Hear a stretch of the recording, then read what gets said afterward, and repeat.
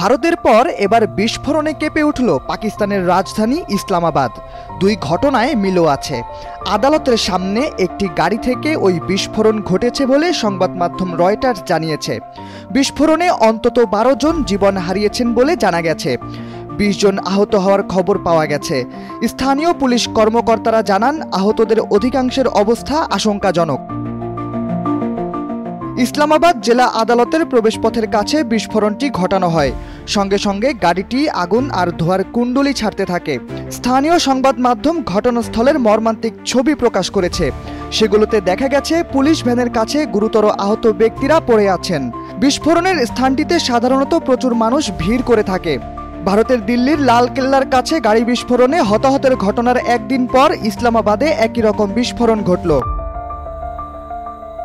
রয়টার্সকে ওই পুলিশ কর্মকর্তা বলেছেন, কী ধরনের বিস্ফোরণ ঘটেছে তা এখনও পরিষ্কার নয়।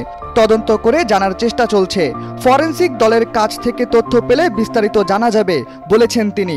দূরে থাকা প্রত্যক্ষদর্শীরা জানিয়েছেন, আদালত কমপ্লেক্সের গেটের কাছে থেকে তারা ভয়ঙ্কর শব্দ শুনতে পেয়েছেন। 6 কিলোমিটার দূর থেকেও ওই শব্দ শোনা গেছে। বিস্ফোরণে সেখানে থাকা যানবাহন ক্ষতিগ্রস্ত হয়। প্রাণ বাঁচাতে লোকজন পালিয়ে যায়।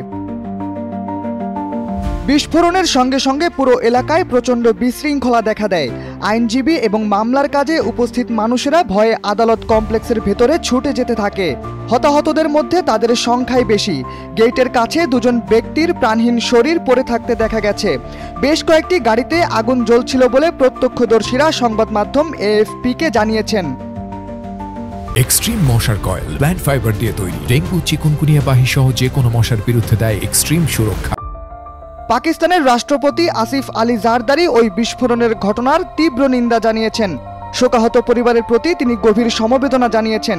পাকিস্তানি সংবাদ মাধ্যম জানিয়েছে, দক্ষিণ ওয়াজিরিস্তানের ক্যাডেট কলেজ ওয়ানায় সশস্ত্র গোষ্ঠী টিটিপির একটি হামলা দেশটির নিরাপত্তা বাহিনী ভেস্তে দেওয়ার কয়েক ঘন্টা পরেই বিস্ফোরণটি ঘটে।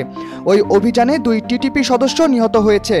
পাকিস্তানি সেনাবাহিনী জানিয়েছে, হামলাকারীরা 2014 সালে পেশোয়ারে হামলার পুনরাবৃত্তি করতে চেয়েছিল, কিন্তু গোষ্ঠীটি কলেজ হামলায় জড়িত থাকার কথা অস্বীকার করেছে। বেশ কয়েক বছর ধরে টিটিপি গোষ্ঠীর বিরুদ্ধে লড়াই করছে পাকিস্তান। আফগানিস্তানে বর্তমান সরকার ক্ষমতা দখলের পর থেকে পাকিস্তানে গোষ্ঠীটির তৎপরতা বেড়ে গেছে বলে পাক কর্তৃপক্ষের অভিযোগ।